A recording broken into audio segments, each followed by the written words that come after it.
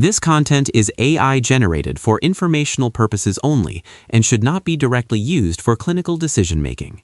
Hello and welcome back to the Neurosurgery Hub podcast. I'm Dr. Aris, a senior attending neurosurgeon. And I'm Dr. Alara.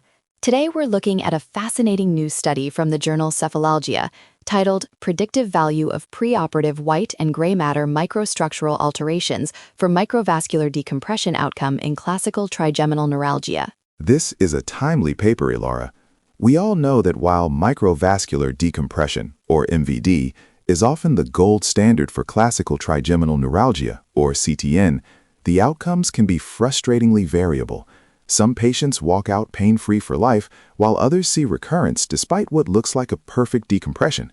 We've long needed a reliable preoperative biomarker to help us manage expectations or even decide who is a better candidate for surgery versus percutaneous or radiosurgical options. Exactly. And what's interesting here is that this study doesn't just look at the nerve-vessel conflict at the brainstem. Instead, it looks deeper into the brain's architecture using a more advanced imaging technique called NODDI, Neurite Orientation, Dispersion, and Density Imaging. For our residents listening, why was NODDI used here instead of standard diffusion tensor imaging, or DTI? Well, traditional DTI can be limited in areas with crossing fibers or complex architecture. NODDI allows the researchers to distinguish between different compartments, specifically identifying neurite injury versus elevated free water. In this study, they evaluated 101 CTN patients and 84 healthy controls.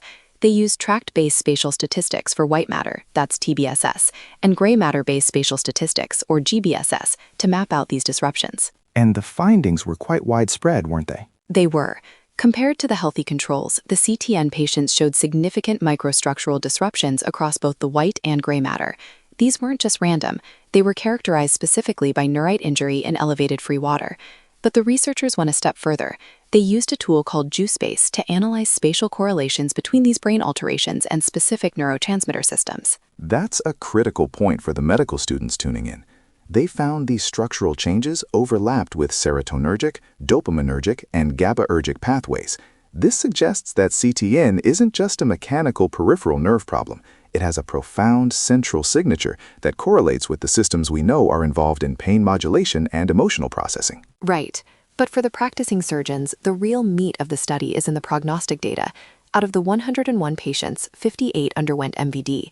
The team used univariate and multivariate logistic regression models with bootstrap validation to see if any of those preoperative imaging signatures could predict who would fail the surgery. And the result for the gray matter was the most striking, wasn't it? It was. They identified that preoperative free water accumulation in a specific gray matter cluster was an independent predictor of MVD failure. When they looked at the performance of this neuroimaging biomarker, the area under the curve, the AUC, was 0.847. That's a very strong predictive value, but the specificity is what really caught my eye. Yes, the specificity for predicting a poor surgical outcome was 97.92%. Essentially, if a patient shows the specific preoperative free water accumulation in the gray matter, the likelihood of MVD failure is incredibly high. It suggests that in these patients, the pain may have become so centralized or the neural damage so significant that simply removing the vascular compression at the trigeminal root entry zone isn't enough to stop the pain signaling. This really changes the conversation in the clinic. If I have a patient with clear neurovascular conflict on a Fiesta or CIS sequence, but their NODDI scan shows this specific gray matter free water accumulation, I need to be much more cautious. I might tell that patient that their chance of long-term success with MVD is lower than average, and we might consider other therapeutic strategies, or at least manage their expectations regarding recurrence. It really moves us toward personalized neurosurgery. The study concludes that these alterations in both white and gray matter are linked to those specific neurotransmitter systems we mentioned, but the gray matter free water levels are the smoking gun for MVD prognosis. It's a powerful reminder that the trigeminal nerve is just the start of the circuit. The brain's response to chronic pain, this neurite injury and fluid shift, might be just as important as the artery pressing on the nerve. Absolutely. It will be interesting to see if these NODDI sequences become a standard part of our preoperative workup in the coming years. Well, that's all the time we have for today's deep dive. Thank you for joining us on the Neurosurgery Hub podcast. I'm Dr. Aris. And I'm Dr. Alara. We'll see you in the next episode.